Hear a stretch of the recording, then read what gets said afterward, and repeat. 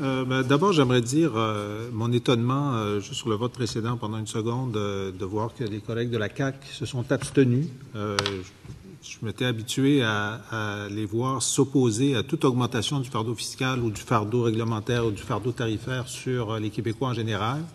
Ça fait date dans l'histoire de la CAQ qu'ils ont eu l'occasion de refuser l'augmentation du fardeau sur les Québécois et ils ont décidé de s'abstenir. Ils veulent avoir un débat avant de savoir si ça devrait être aboli ou non.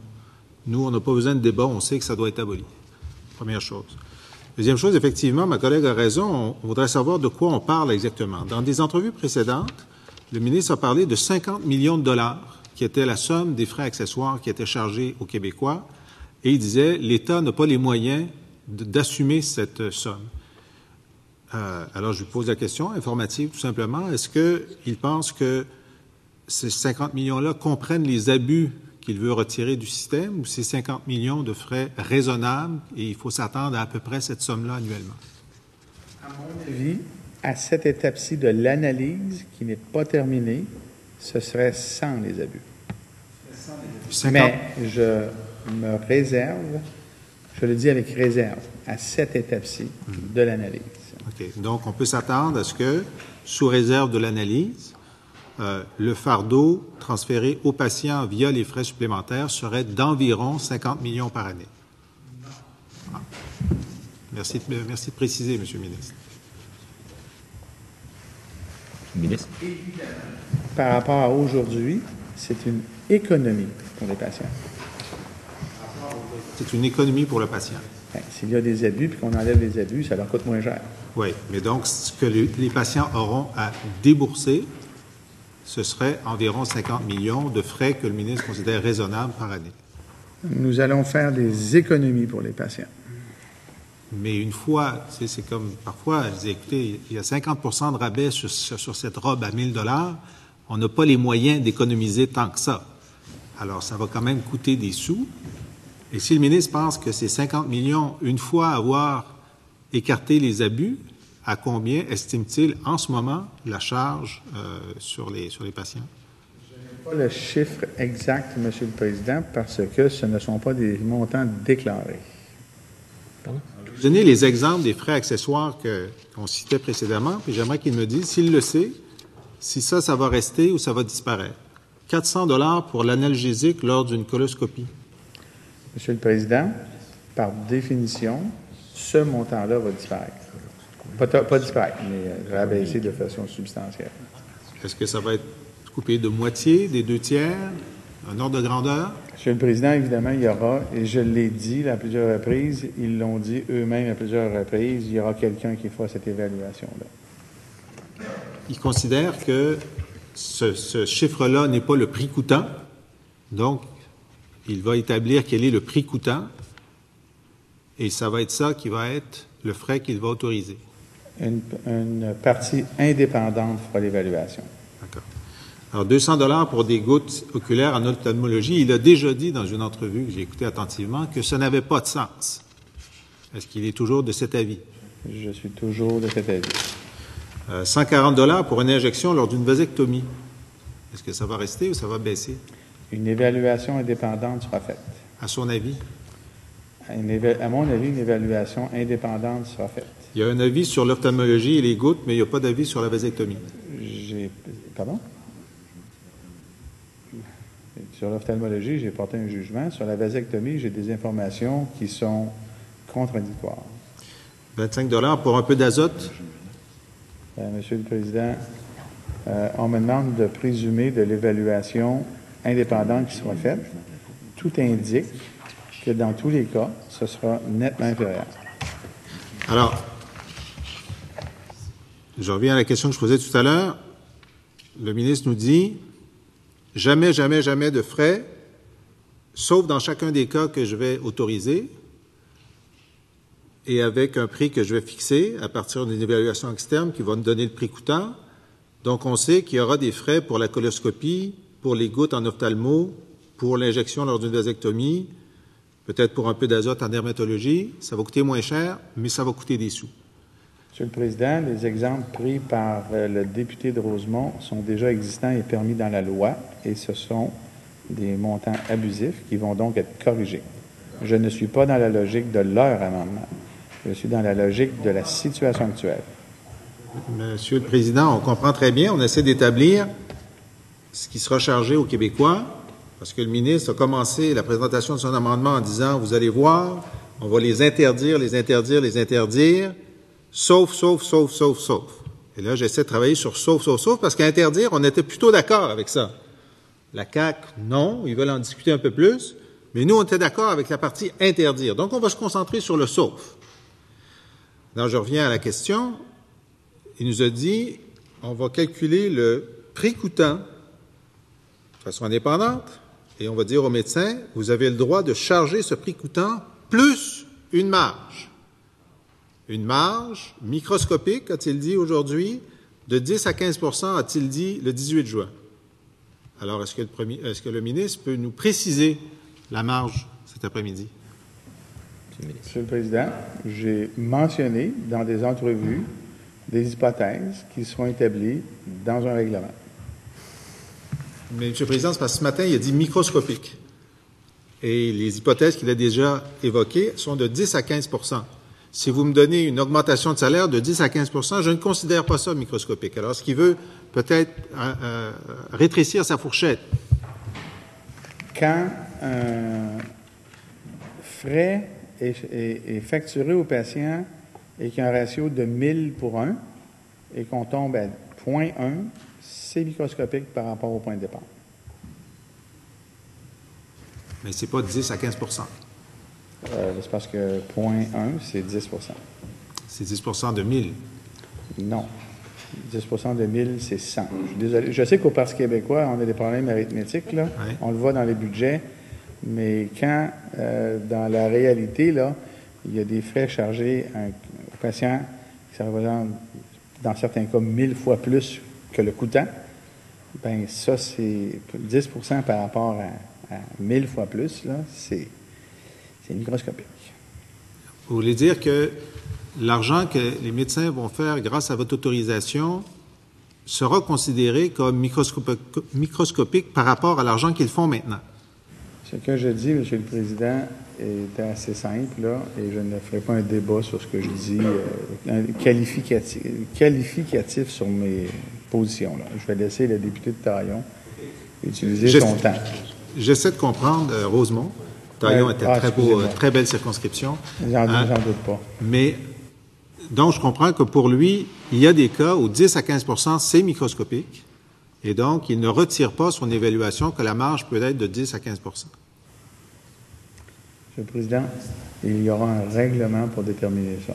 Très bien. Donc, il n'écarte pas la possibilité de donner une marge de 10 à 15 % Je repose la question précédente. Il nous a expliqué qu'il voulait offrir cette marge, qui est, à mon avis, M. le Président, complètement scandaleuse, mais qu'il voulait donner cette marge aux médecins au cas où le prix coûtant augmente dans l'année ou pendant la période de 3 ans pour lesquels une entente serait accordée, sans savoir avec certitude qu'il y aura cette augmentation et en sachant qu'ailleurs, dans l'action gouvernementale, on propose moins que l'inflation comme augmentation aux salariés de la santé et même l'appauvrissement en abolissant des prix. Alors, ma question de principe au ministre, qui est le responsable de l'ensemble de la santé au Québec, pourquoi est-il si généreux pour les médecins et si pingre pour les non-médecins, spécifiquement lorsqu'il s'agit de prévoir des augmentations de coûts? Monsieur le Président, est-ce qu'il est, question de règlement, est-ce qu'il est permis à un député de traiter le ministre de pingre? Je demanderais effectivement aux collègues de Rosemont de faire attention. Et je le sais qu'il connaît le poids et le sens de ce mot. Alors, je l'invite à la prudence. Je ne suis pas certain que le mot est antiparlementaire, puisque... Mais sans être antiparlementaire, il peut être dérogatoire. Vous savez la collaboration que je veux avoir avec vous et avec le ministre, parce que c'est pas plein de dire qu'il était généreux avec les médecins. Vous avez remarqué, hein? Bon. Alors, pourquoi sur le principe, on pourrait faire des jeux de mots, mais pourquoi, pour le principe, il accepte de donner une marge pour possibilité d'augmentation des coûts aux médecins et qui refuse de donner même l'inflation aux infirmières? Ministre. Monsieur le Président, je refuse de faire un lien entre la négociation et cet article du projet de loi. Collègue de Rosemont. Écoutez, l'iniquité peut se cacher derrière toutes sortes d'arguments. Je vais rester sur le fond, parce que c'est là qu'on s'entend le mieux, même sur l'échange d'informations. Lorsque le docteur Vadeboncoeur, comme plusieurs autres, dit, bon, le ministre s'y connaît 1000 fois mieux que moi dans les négociations de rémunération pour les médecins spécialistes, mais on sait tous que pour un même acte produit en milieu hospitalier ou en clinique privée, la rémunération est plus élevée en clinique privée. Il est plus élevé parce qu'il y a des frais en clinique privée qui ne sont pas à l'hôpital. Donc, le ministre, comme négociateur patronal depuis qu'il est là, mais comme négociateur syndical avant, savait toujours qu'on pouvait inclure un certain nombre de frais dans la rémunération des médecins. Et puis là, en plus, il y a des frais supplémentaires. Alors, Dr Vadeboncoeur, qui n'est pas en clinique privée, dit « Un point me chicote depuis un bon bout de temps. Je n'arrive pas à comprendre pourquoi, en ajoutant autant d'argent à la rémunération des médecins, on n'a pas choisi d'inclure aussi les frais requis pour les soins dispensés dans les cabinets, par exemple, afin de tenir compte des transformations de la pratique médicale. Cela conduit tout droit à la dérive actuelle des frais accessoires. » Pourquoi est-ce que ces frais-là, pourquoi est-ce que certains frais ont été intégrés dans les ententes, donc ne sont pas chargés aux patients, et que ceux-là ne le sont pas et ne devraient pas l'être? Le député de Rosemont à aller voir le docteur Vadeboncoeur, qui a été président pendant plusieurs années et a présidé la naissance de l'Association des spécialistes en médecine d'urgence, et il sait très bien les raisons. Boncoeur dit que ça le chicote depuis un bon bout de temps. Alors, puisque vous êtes là et que vous avez été négociateur, j'ai la parole, Monsieur le Président. Oui, à la fois. Collègue de Rosemont. Puisqu'il n'est pas parmi nous et qu'il ne propose pas ce projet de loi, lui, il dit que ça le chicote. Vous doutez de sa sincérité, mais en tout cas, moi, ça me chicote. Alors, répondez-moi à moi. Pourquoi est-ce que certains frais sont intégrés dans la rémunération des médecins et que d'autres ne le sont pas, ce qui occasionne les frais supplémentaires? Les frais sont négociés de cette façon et d'autres ne le sont pas. Pourquoi ne pas avoir négocié tous ces frais de cette façon? Parce qu'ils ne sont pas dans la RAMQ. Bien, ils ne sont pas dans la RAMQ. Ma compréhension, c'est que certains de ces frais n'étant pas couverts par le panier de services peuvent être chargés, et ça, c'est toujours le cas, et c'est pas ce dont on parle maintenant, mais que d'autres qui sont liés à la pratique médicale couverte par le panier de services, qui sont ceux dont on parle maintenant, auraient très bien pu être couverts aussi. Pourquoi? Pourquoi pas? Les associations n'en l'ont pas choisi, et ce ne sont pas des actes qu'on négocie, ce sont des masses. Les associations n'y ont pas choisi. Vous aviez un rôle dans les associations au moment de l'absence de ce choix. Présidait les associations? C'est ça. Donc, l'association, qui était en négociation avec l'État, aurait pu décider autrement, ou l'État aurait pu décider que lui, il tenait à ce que ça soit dans l'entente. Donc, on pourrait être dans un système où tous ces frais seraient intégrés dans l'entente, non? Monsieur le Président, le député de Rosemont ne comprend pas la mécanique de la négociation. Ce à quoi il fait référence exigerait que les médecins autofinancent de nouveaux actes, ce que personne ne ferait évidemment. Ce serait comme de demander à un employé de n'importe quel secteur de travailler 16 heures à temps 5. Moi, je comprends que le ministre a demandé aux pharmaciens d'autofinancer un certain nombre d'actes qu'ils doivent faire depuis le début de l'été. Et je comprends les mécaniques de négociation et je comprends que la négociation n'a pas conduit à l'absorption dans la rémunération de ces actes-là. Et c'est par choix. Il vient de dire que l'association ne voulait pas. Le gouvernement a acquiescé au refus de l'association. Il pourrait en être autrement. Et tout à l'heure, lorsqu'il a dit à mon collègue de Richelieu, c'est pas comme ça que ça se passe. Ben, c'est pas comme ça que ça se passe parce que les partis en ont choisi ainsi. Et si les partis choisissaient autre chose, ça pourrait se passer comme ça. Monsieur le ministre. Mais ça coûterait plus cher. La question, c'est que ça coûterait plus cher. La seule question, c'est à qui est-ce que ça va coûter plus cher? Je comprends la volonté du ministre, et je ne doute pas de la volonté du ministre, de réduire les abus et de les éliminer. Puis je pense que s'il décide, il va y arriver. Mais ce que je trouve inopportun, c'est de faire en sorte que, alors même que nous sommes dans une progression fulgurante de la rémunération des médecins et des médecins spécialistes, la partie patronale n'ait pas inclus ça dans les renouvellements et les renégociations de l'entente. Lui-même avait la capacité, lorsqu'il a négocié l'étalement l'an dernier, de l'introduire. Je remarque aussi qu'avec les médecins omnipraticiens, il a réouvert l'entente pour faire en sorte d'arriver à une entente sur l'assiduité et sur la pratique médicale, mais que donc, à moins qu'ils me disent le contraire, là, je serais content de l'apprendre, que dans ces réouvertures d'entente pour l'étalement et les omnis, il n'a à aucun moment proposé que les frais accessoires soient assumés dans les masses actuelles. Monsieur le ministre. Aucune entente n'a été réouverte, Monsieur le Président.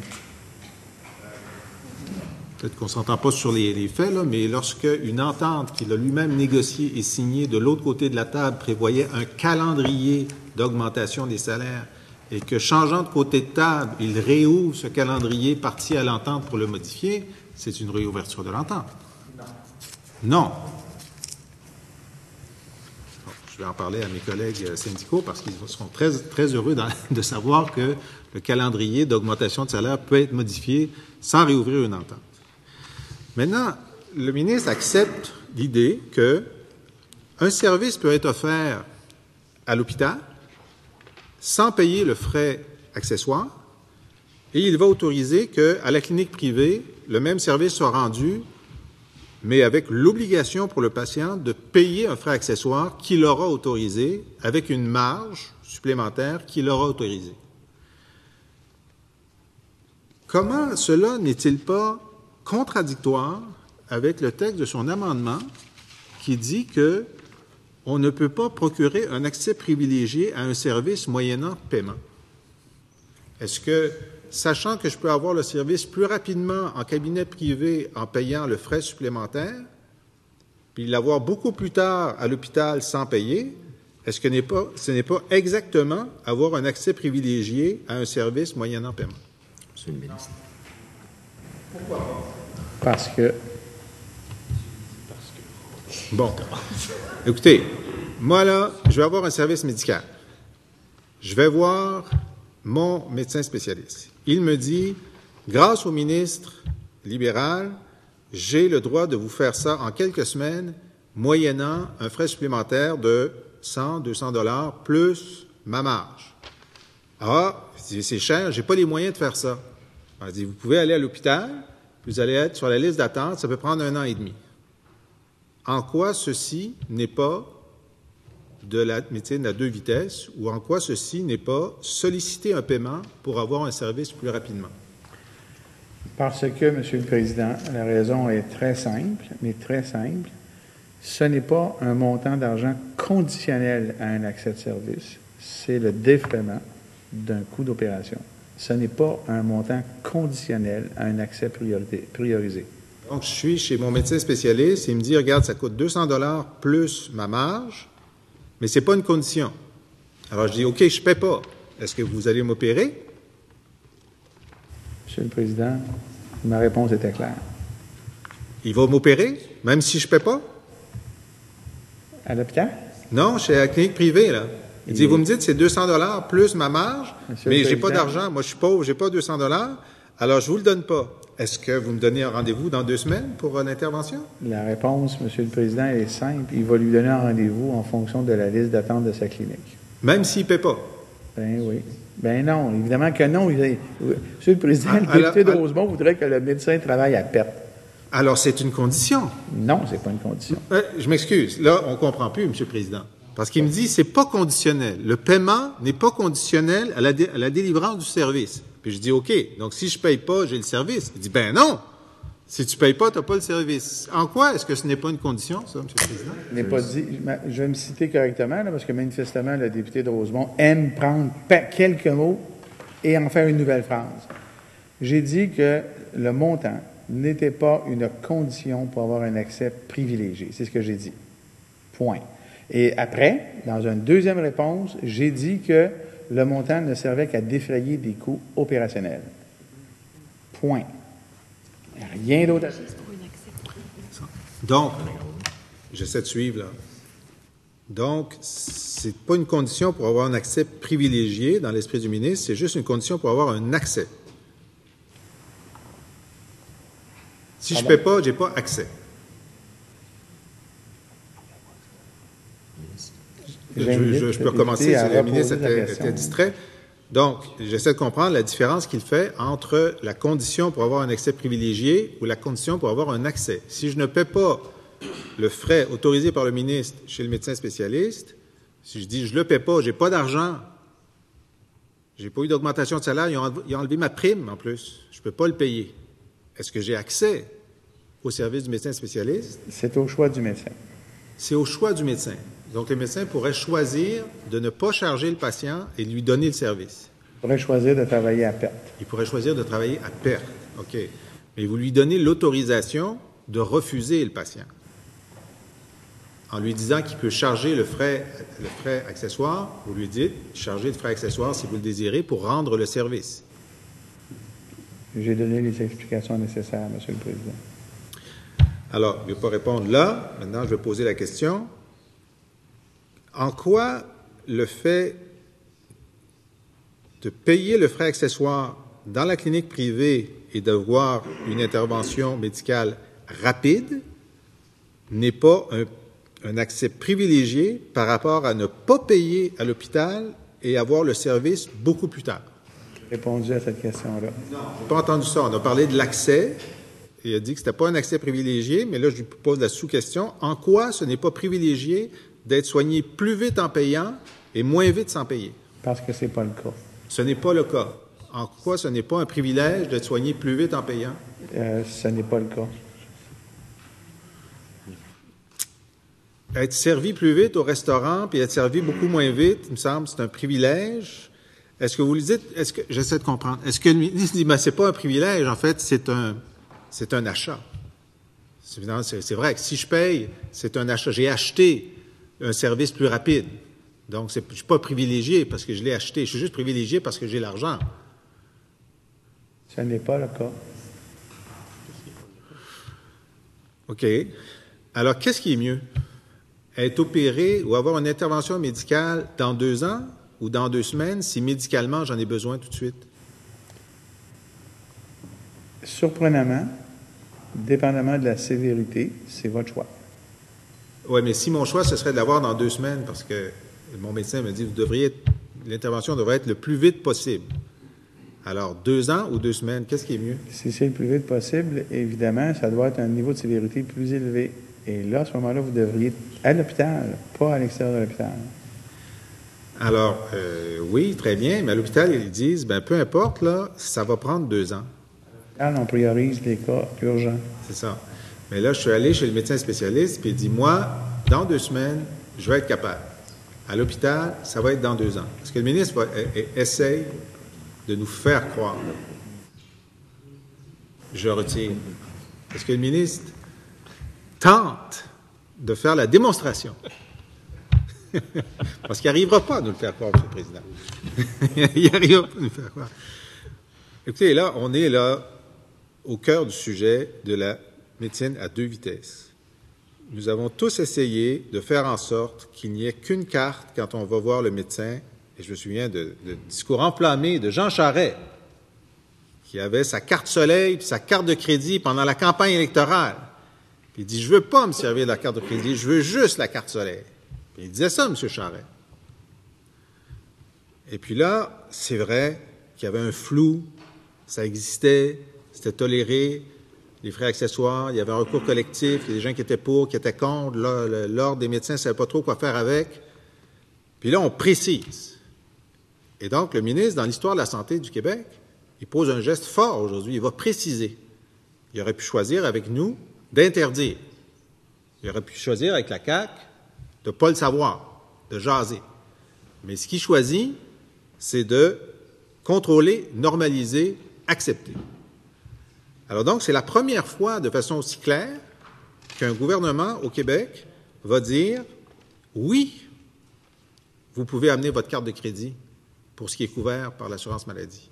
Oui, il va y avoir des cas où je vais autoriser qu'en plus de la carte soleil, il va y avoir la carte de crédit. » Et là, est-ce que le ministre peut dire sérieusement à moi puis aux gens qui nous écoutent que ceux qui auront les moyens de payer les frais ne seront pas soignés plus rapidement que ceux qui n'ont pas les moyens?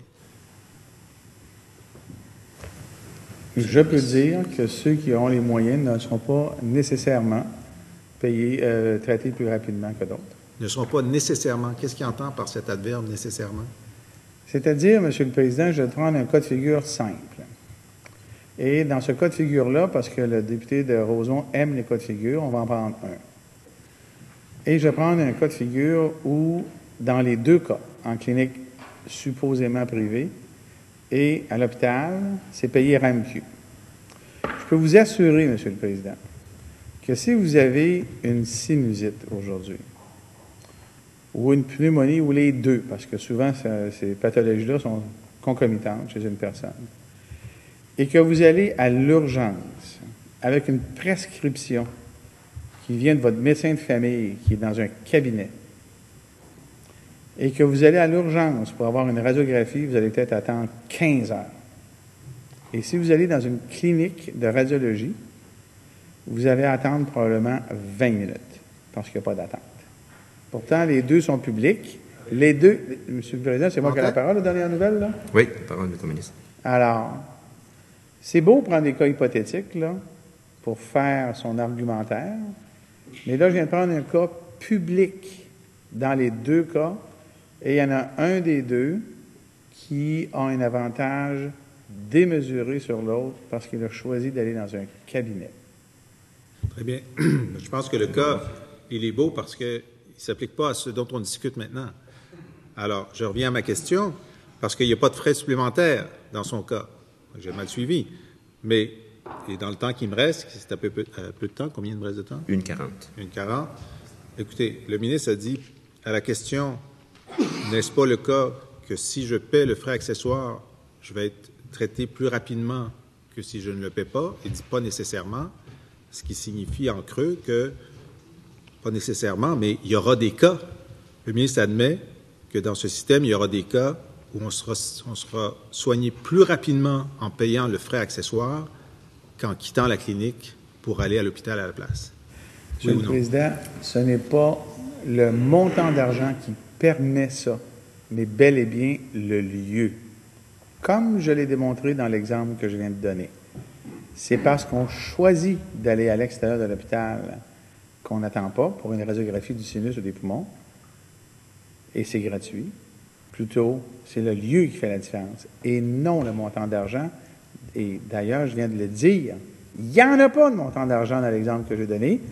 Et dans l'exemple où il y a le montant d'argent, c'est pas le montant d'argent qui fait la différence, c'est le lieu.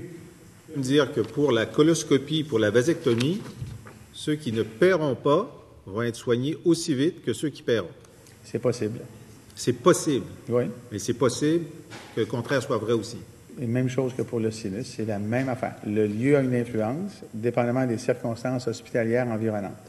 Ne serait-il pas le cas que si sa démonstration était avérée, personne ne paierait les frais supplémentaires, tout le monde irait à l'hôpital si ça allait aussi vite que d'aller dans la clinique privée où le médecin, sachant qu'il y a un besoin qui n'est pas comblé ailleurs, va charger de frais supplémentaires, plus la marge que le ministre va lui accorder. Ce qui est sûr, M. le Président, c'est que par rapport à aujourd'hui, et ça c'est assuré, garanti, incontournable, indéniable, ce qui est sûr, c'est qu'à partir de ce moment-ci, si le projet de loi est adopté, du moment où le projet de loi est adopté, les gens vont payer beaucoup moins cher que ce qu'ils paient actuellement.